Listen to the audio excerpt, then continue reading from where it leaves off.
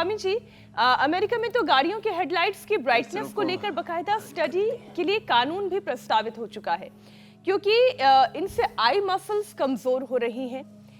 1 minute में वो 5 exercise जो अभी आपने हमें बताई, आंखों की मांसपेशियों को मजबूत बनाने के लिए और क्या क्या किया जा सकता है उन योगाभ्यास और आंखों की एक्सरसाइज के अलावा? शीर्षासन, जी सर्वांगासन, जी हलासन, आंखों के गोलकों को गोल गोल घुमाना, अनुलोम विलोम, और फिर ये त्रिफला पानी से आंखों को धोना।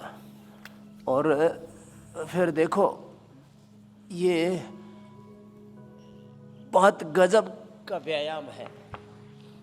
ये दोनों हाथों में, दोनों पैरों में कपालभाति करते करते यहाँ से दबा लेना।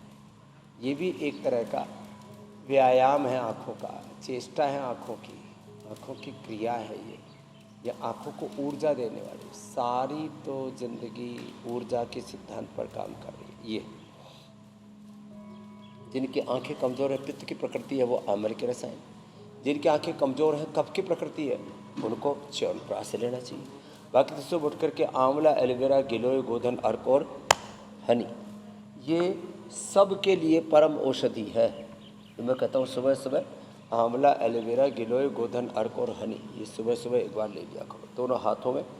जो पॉइंट दबाओ दोनों हाथ। अब देखो, नजला पुराना हो तो आँखों की प्रॉब्लम हो जाती है। इसलिए सामान्य रूप से अणु तेल, सरसों का तेल या बादाम रोगन से नस से बहुत ज़्यादा का बढ़ जाता है तो ज्योतिषमती डाल देते हैं। वात रोग और कफ रोगों में ज्योतिषमती का प्रयोग, और बाकी में बादाम रोगन 100 साल तक आंखें गड़बड़ी नहीं होती। 1 चम्मच सुबह उठ करके गोघृत पान या महा त्रिफला घृत का पान कर लो।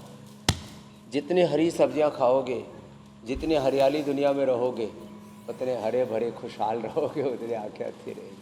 तो ये 2 पॉइंट है। स्वामी जी, बादाम रोगन जो आप कह रहे हैं कि 1 चम्मच बादाम रोगन करते करते ये किसी भी प्रकृति का शरीर हो तो लिया जा सकता है, चाहे वात पित्त या कफ हो?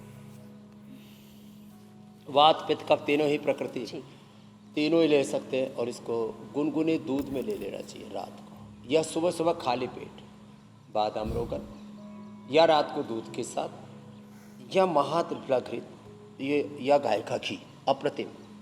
फिर खाने के बाद लोग मीठा खाने के किसी किसी को शौकीन होते हैं, कोई गुड़ खाता है, कोई रसगुल्ला खाता है, कोई लड्डू खाता है। जुबान का भी, टेस्ट का भी मामला है, और फिर एक बार किसी का की आदत का भी मामला है।